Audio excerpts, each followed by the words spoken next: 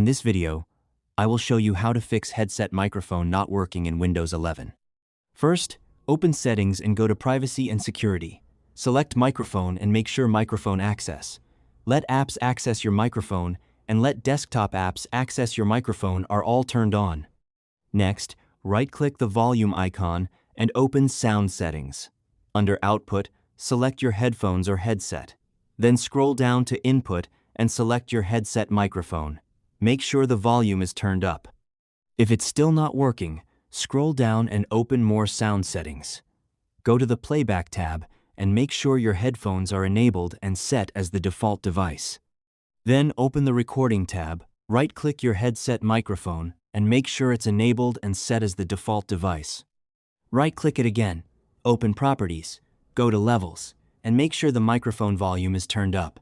Click Apply, and then OK.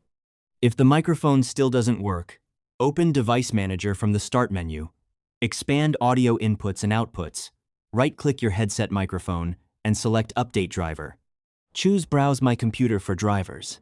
Then, let me pick from a list of available drivers. Select the appropriate driver, click Next, and restart your computer if needed. And that's how you can fix headset microphone not working in Windows 11.